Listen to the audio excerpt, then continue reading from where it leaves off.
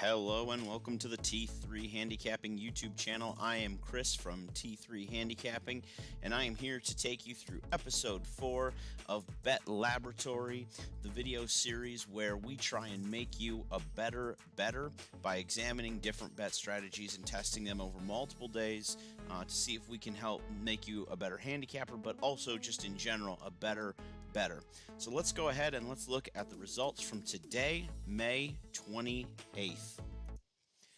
Before we get started, I will just go through the basics of how to get in touch with us. First of all, make sure that you are checking out our website, t3handicapping.weebly.com. We do post free daily picks there. Every single day we had 5 tracks up and running. Canterbury still going now, but we had 4 other tracks today, Santa Anita, Belmont, Churchill, and Gulfstream. Our top selection was hitting at about 43% today, so it was a very good day for you to check out those free picks. You get a matrix of how we grade out all the picks. You get to see a stack rank of the entire field, all kinds of things there. So make sure that you're checking our website daily, t3handicapping.weebly.com. You can also find us right here on YouTube. Make sure that you like and subscribe. You can find us on Facebook, T3 Handicapping Horse Racing, and you can find me on Twitter at HandicappingT3. So lots of ways to connect. And one of the things that I would ask, especially with this new video series that we're doing, is right now we're looking at one specific bet strategy, what we call the Winogram.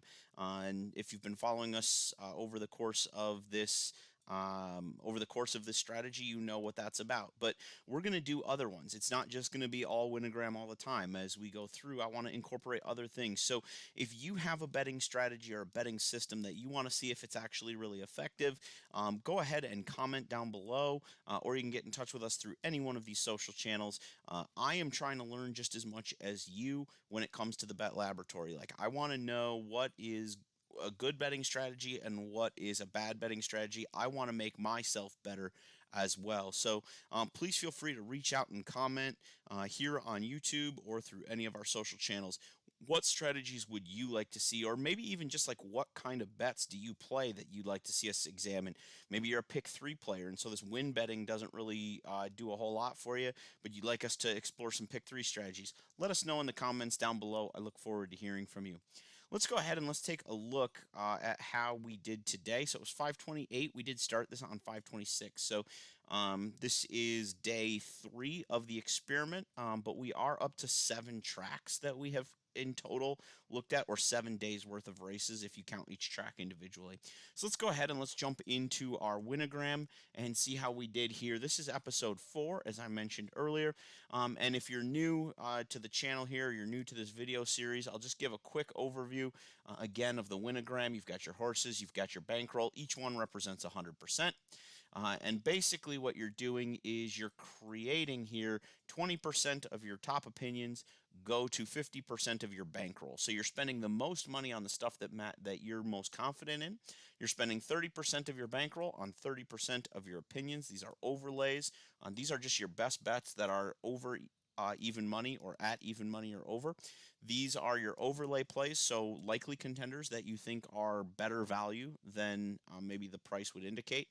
And then right down here, you've got 50%. These are kind of your long shot plays, and you're only going to use 20% of your bankroll for them. If you want a more in-depth look at this strategy, you can go ahead and take a look at episode 1 where we go over Winogram and sort of what it was in totality. Let's take a look and see how we did today. So this is, like I said, 528. We started with Belmont Park. Overall, things went okay at Belmont. We ended up only spending $40 instead of $50 because of passes, and we ended up yielding $54.70. So we netted $14.70 on the day. You can see my top 2 selections did not win, so I burned a lot of money on my top 2 selections. But again, because of the way the strategy has been working, I've been able to actually turn that into some profits. So as we look down here, my $5 bets, I had 3 $5 bets lined up, 1, 2, and 4. And then in race 10, I had the number 6 horse at 5-2 as an alternate in case I had to pass previous races. As it turns out, in both race 1 and 2, I had to pass on my top selection because they were such short prices. So with that, it brought in the alternate selection, but I ended up only spending 10 out of my $15 there. So I actually believe I spent 45, which would make me plus 970 there, because I only had two passes, or I only had two races in there, not one. So I need to go back and adjust that. So I would actually be plus 970 and and bankroll of 45, because I was able to get that alternate in right at 5-2. One of my overlay contenders in race 4 was the number 8 horse. That horse did not win, so I did not score on that one. But in race 10, I did have the number 6 that I would take at 5-2 or better. The horse went off at 5-2, so my $5 win bet yielded $18.50. And then actually, my biggest score today, or the biggest reason that I was able to still come out profitable, was because of these long shot plays. So in race 3, number 8, oh gosh, I'm going to forget the horse's name now. But he came kind of wheeling around on the outside and looked much the best actually in that race, and paid 23.20 on my $2 win bet. And then in race 6, we actually had the top two on our sheet. The number 1 held on with a really impressive performance. That was a filly. She ran really well. She returned $13. So between my score in race 10 and then my two long shot plays in race 3 and race 6, I was actually able to be profitable, even though I missed on my two strongest opinions. And one of the things that I'm finding with this strategy is I'm loving the fact that it's forcing me to go beyond the obvious contenders. So, like normally, and especially at Belmont, like when I was going through, it looked like a chalky day. And then because I knew I needed to fill out the bottom part of this grid and have at least, 3 or 4, hopefully legitimate contenders outside of 5-1, it forced me to take a longer look at like pace scenarios and what horses could succeed in the pace.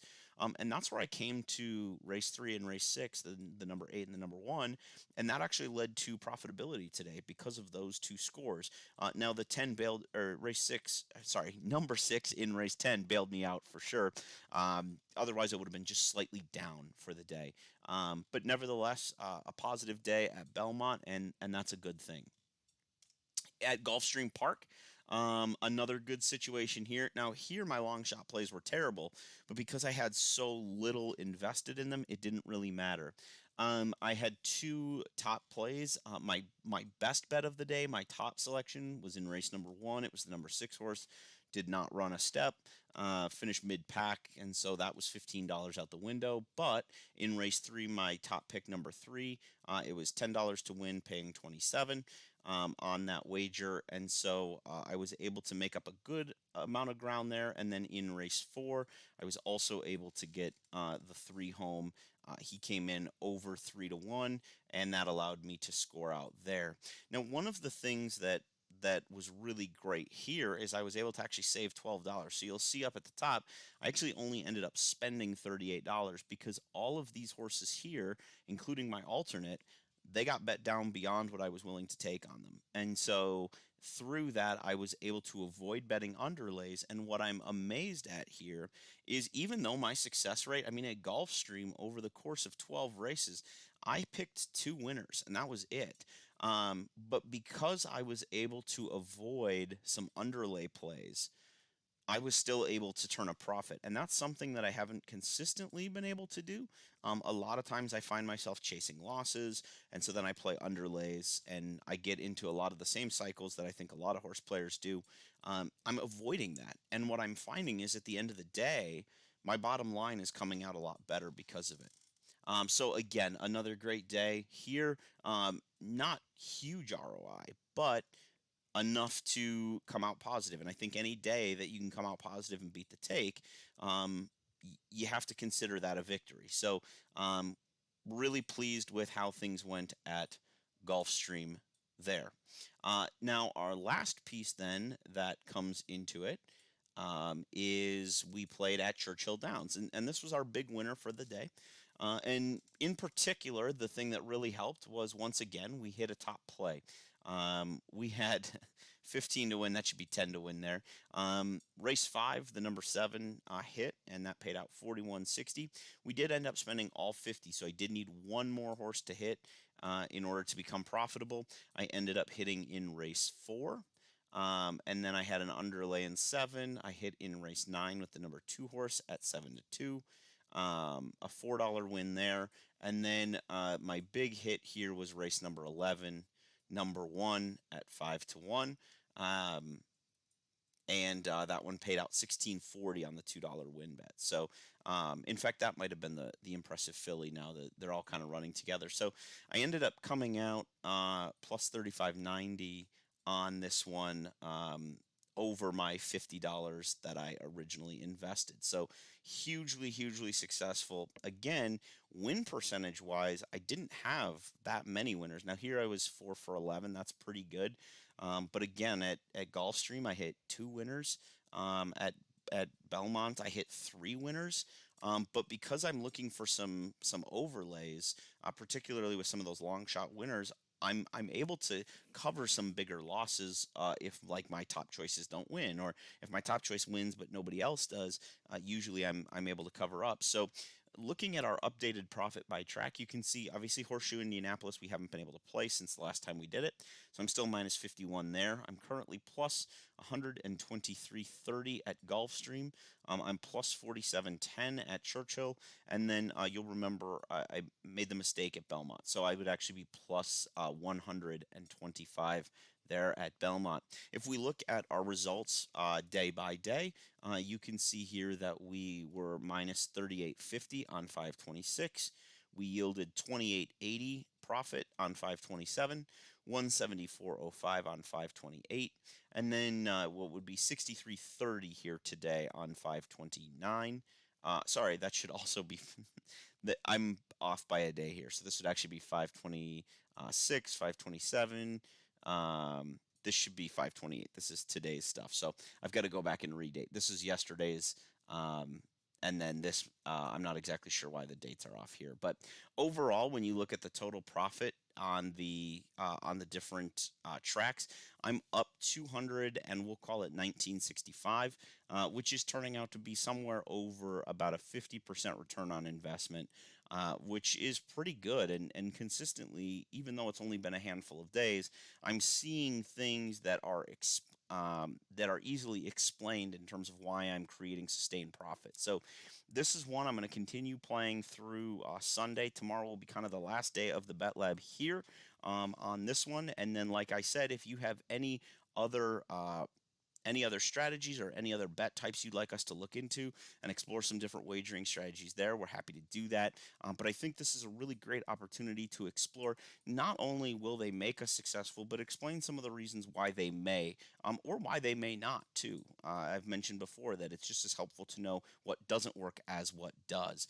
And so with this, I have found a couple things that I think will be sustainable over the long term. Number one, it causes me to prioritize my opinions. And so I'm hopefully putting up the most money on opinions I feel the strongest about, right or wrong. I've got the most capital tied up in those. And then the other thing is I think it's helping me avoid underlays with reasonable contenders. And I think it's forcing me to look at long shots that could potentially upset at a price. And I've actually been hitting on those with fairly regular success. So that's a really positive thing there. I'm really excited about that. And I'm really excited to see if I can continue to create this sustainably for all of my win betting, because early indications are there's a lot to be excited about in terms of creating a positive expectation on this wager. Don't forget to like and subscribe here. We will have one more update for sure on Winogram, and we may come back to it later. If I continue to use it, I may update it, on day 12 or something like that. But we'll kind of use five episodes per bet strategy as just sort of a baseline data point, and then we may come back to it as things go on. But again, here on YouTube, like and subscribe. That way you get all of our Bet Laboratory videos, as well as any other handicapping videos that we may do. Don't forget to follow us on Facebook, on Twitter, You can certainly go to our website and get our free picks. We'll have some free picks again available tomorrow and every day of the week. So make sure that you enjoy those. And don't forget to let me know what you would like to see tested in the Bet Laboratory.